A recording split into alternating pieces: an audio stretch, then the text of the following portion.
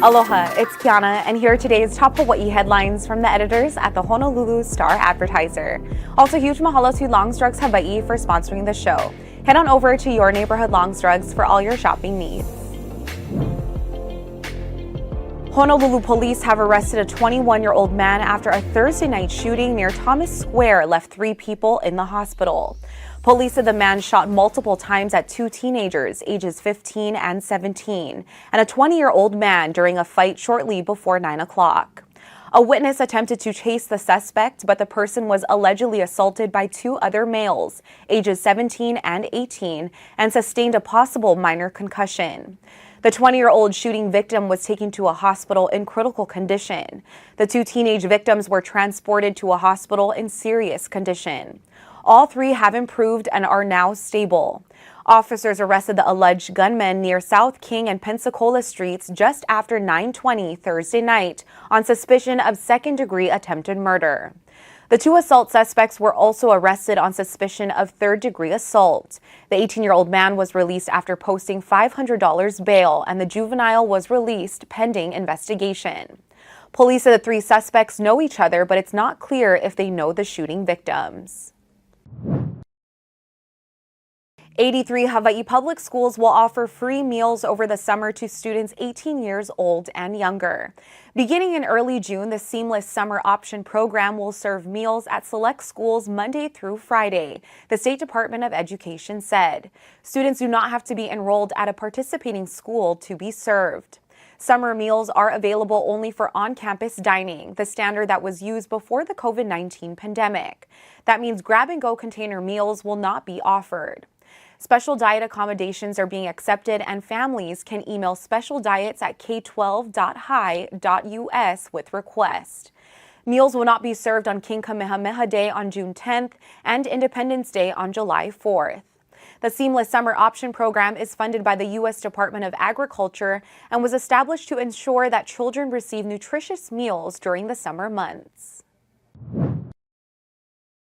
Incoming Honolulu Police Chief Arthur Joe Logans Son allegedly terrorized a 70-year-old retiree and his wife at their Waikiki home between 2020 and 2021.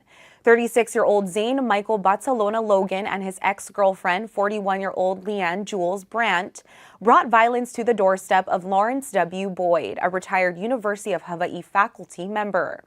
Boyd rented a room to Brandt for 6 years. He said he and his wife had no problems with the woman until she met Logan in early 2020.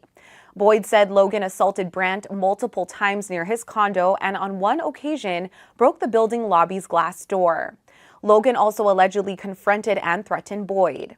Brandt refused to get a restraining order against Logan, but Boyd petitioned the court for a permanent protective order that was granted in April 2021. However, Boyd said it was difficult for police to enforce the order because there were issues serving it to Logan. Logan was arrested Tuesday after he allegedly assaulted a 33-year-old man with a hand tool at Ala Moana Beach Park. Brandt was also at the scene and was charged with terroristic threatening for allegedly telling the victim that she would kill him with a razor blade.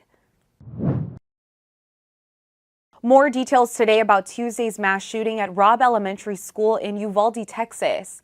Authorities said students trapped inside a classroom with 18-year-old gunman Salvador Ramos repeatedly called 911 during the attack.